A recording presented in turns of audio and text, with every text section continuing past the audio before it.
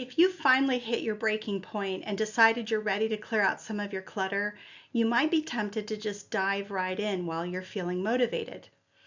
But before you start your decluttering project, there are a few supplies you should have on hand, or you may find yourself having to stop because you don't have something you need.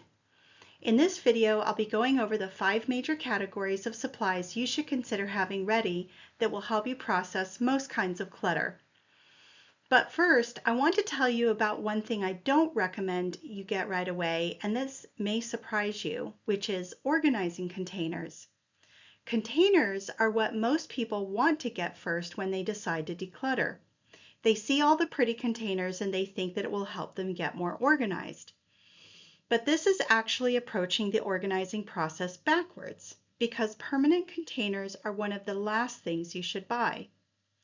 In order to choose the right container, you need to know a few things first, such as which items you'll be storing in it, how much of it you have to store, where it will live, and how much space is available in that location. Also, a container needs to be big enough to hold the things you want to put in it, but small enough to fit into its final storage location. And you usually don't know any of those things until after you've done all the sorting and decluttering. So here's what I recommend instead. 1. You will need to have containers for sorting and temporary storage. But before you buy anything, look around your home and gather whatever you already have available. This could be cardboard boxes, empty plastic bins, extra laundry hampers, baskets, reusable shopping bags, whatever will help you temporarily group and contain items while you work. You can also pick up free boxes at local stores. And if you prefer to have boxes that are all the same size, you can certainly buy inexpensive matching boxes or maybe even find used ones online for free. And if you have already decided that you want to use a certain size or type of container in a final location, such as specific storage totes that will eventually live in your garage, then those can absolutely be used during the organizing process. But if you buy containers in advance without collecting everything you've got in one place and without measuring your storage spaces, you can't assume that every container you buy is going to be the right container for your location. 2. Personal protective equipment. An average situation won't require special supplies, but you should think about what you might encounter and what you need in order to protect yourself while you work. For example, disposable gloves for handling dirty items, reusable rubber gloves for wet washing or particularly dirty work, a dust mask or respirator if you have respiratory sensitivities. Maybe you'd like a knee pad for when you're kneeling down on the floor, such as a shelf, a cabinet, a countertop, or thicker work gloves in case you're dealing with sharp objects or broken glass. You don't necessarily have to prepare for every possible hazard before you begin. But if you know that there are areas in your home that are dusty, dirty, or contaminated, prepare yourself with the proper protection before you start working in it. 3. Basic cleaning supplies. Decluttering and organizing reveal a lot of cleaning opportunities, and cleaning as you go saves you from duplicating your work later. When you remove everything from a space or an area of the floor, you now have the perfect opportunity, right then, to clean that surface before putting anything back. Wipe down and disinfect shelving, walls, and doors. Vacuum and wet clean areas of carpet or hard flooring. Then dust and wipe down any object being replaced into that space, whether it's little trinkets or figurines, books, stuffed animals, or even dusty boxes holding storage items. Cleaning may also be a huge part of the process in certain parts of a home, such as bathrooms and kitchens, where nearly all the surfaces in the room can benefit from a good cleaning and sanitizing.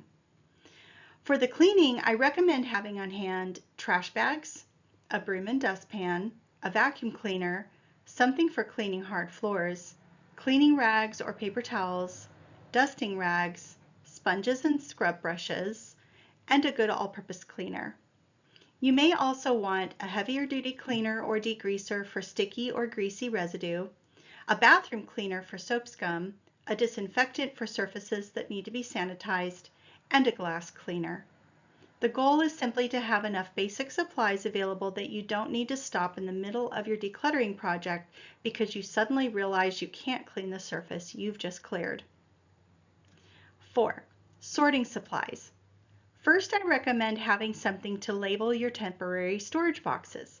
Now, personally, I prefer using something to label the boxes rather than scribbling directly onto them because it starts to look pretty messy if you change items and then you have to relabel the box 2 or 3 times. It makes it really hard to read, and the idea is to make this as easy as possible on yourself. It doesn't have to be fancy. You can just use simple masking tape if you want to, but once your items get situated in their final storage container, you might want to spring for some really nice labels that will last a long time. Next, have a large marker on hand. I like the ones with the chunky chisel tip because it makes the labels so much easier to read. Smaller markers are also handy for leaving notes in the boxes or marking smaller labels. Get yourself a bunch of zipper baggies in several sizes. These are incredibly useful for grouping small items together. Sticky notes are also useful for temporary labels, reminders, notes or instructions about individual items, or labeling stacks of paper. Rubber bands and twisty ties. I use rubber bands a lot for things like securing open packaging that doesn't have a closure, binding groups of small items together, or wrapping a loose piece or part up with companion when there's no way to attach the two together. You can use twisty ties in the same way, but for smaller items.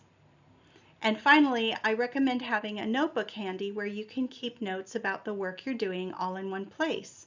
It might be helpful to jot down some reminders as you work through your projects, such as where you put something or what's inside a particular box, items you plan to sell, donate, or give away, or resources that you might research, such as junk pickup services. A notebook can save you a lot of frustration when you're constantly moving things around. And 5, supplies for specific problems or conditions. For example, if you know you have a pest problem or a rodent problem, you may need to prepare with special types of cleaners or protective equipment before you can safely organize certain areas. If you know or suspect you have mold or other biohazards, you'll need to think ahead about how you will protect yourself and how you will address the problem without contaminating other parts of the home. You might need to do some research or consult with professionals in order to assess the level of hazard present. In all situations where you can safely address the clutter yourself, the important thing is not to create an overly elaborate shopping list before you begin or allow yourself to get stuck in the preparation phase as a way of avoiding dealing with the clutter. So before you start organizing, gather what you already have, prepare yourself for the conditions you plan to encounter, and make sure that you have the basic supplies that will allow you to keep moving.